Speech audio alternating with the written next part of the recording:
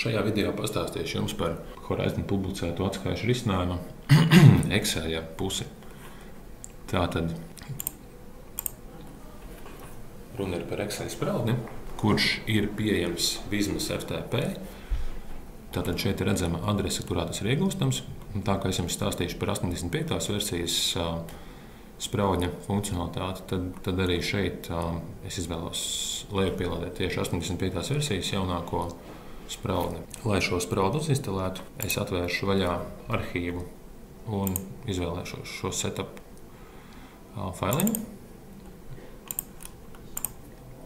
Instalācija ļoti vienkārša. Jāspiež podziņu instalēt. Izvēlamies iespēju tālāk un pabeigt.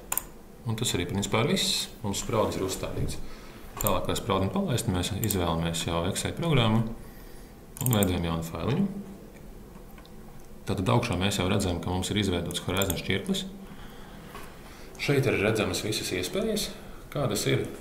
Un pirmā lieta, kas jāizdara, lai būtu iespējams strādāt ar publicētiem atskaitēm, kas jau ir definēts Horizon pusē, ko es iepriekš esmu izdarījis.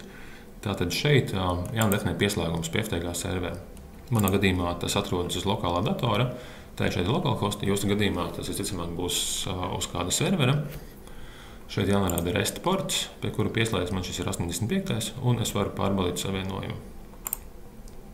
Jāievada sava web lietotāja parole. Un jau mazā lozniece redz, ka pieslēgums ir bijis veiksmīgs. Redzam FTG servera informāciju, redzam firmu, pie kuras es pieslēdzos, apstiprinām šos parametrus un tālāk ir iespējams sākt darbu ar atskaitēm.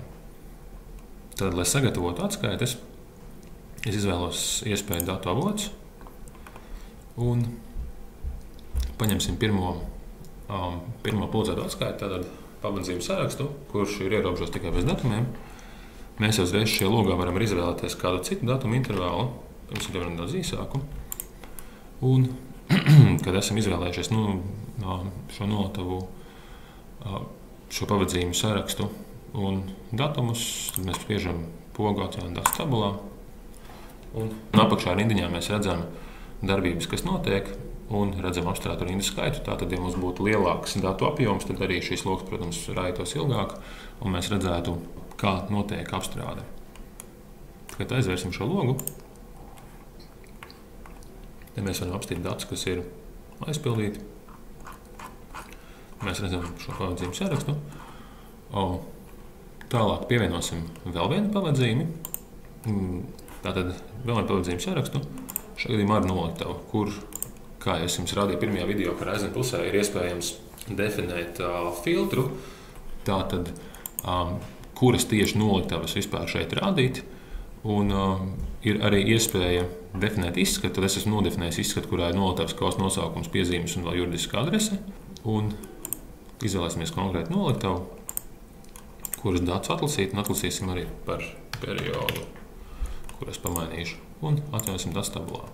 Tā kā šobrīd šķirklī, uz kuras stāvu, jau ir atskaite, tad man tiek piedāvāt iespēju vai nu aizvietot šo esošo atskaiti, vai arī izvietot jaunā lapā.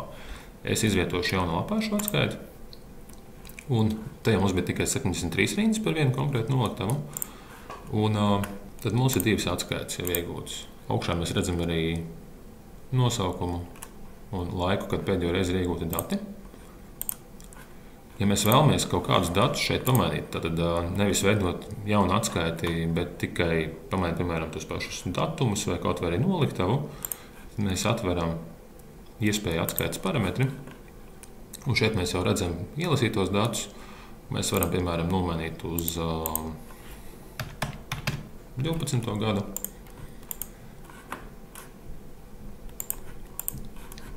Un tagad mums ir iespēja pēc šīs parametru maiņas vai nu pārlasīt visus datus, kas ir abos šķirkļos, vai arī pārlasīt konkrētu šķirkļu datus. Tad pārlasīsim tikai šīs šķirkļu datus. Un mēs esam ieguvuši jau krietni mazāku informācijas apjomu.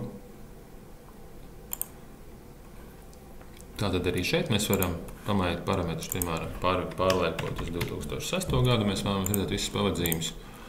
Un šoreiz izvēlēsimies pārlasīt visus datus, tātad gan pirmajā, gan otrajā šķirklī. Un pārlasot visu, tad mēs iegūstam jau Šeit vairāk datus un šeit, protams, tos pašus. Un mēs varam uzskatām redzēt arī, ka mums tagad ir jau ar 6. gada datumu nolatavas arī klāt. Tātad tālāk mēs vēlamies šiem datiem strādāt. Mēs varam veidot pivot tabulas, mēs varam veidot grafikas, mēs varam veidot pivot grafikas. Principā šie ir izējas dati. Un principā tā ir tā konfigurēšana, kas tiek veikta, tiek sagatavota, publicēta atskaite Excel pusē. Šo failu mēs saglabājam, un tad jau varam pēc tam lietot pavisam vienkārši. Tātad, kad fails ir sagatavots, tad viss, kas atliek lietotājiem, kurš vēlas redzēt jau gala datus, ir vai nu uzspiest pogu pārlasīt visu, vai arī uzspiest attiecīgi pārlasīt tikai kaut kādu to atskaiti, kuru tajā brīdī mēs šeit pārlasīt. Un tādējādi tiek ar vienu vai pāris pogu klikšķu palīdzību iegūt vienmēr aktuāla informācija. Tad katru reizi, kad es nospiežu šo pogu, es iegūstu aktuālo skatu ar datiem, kas ir Horizon datubāzēm.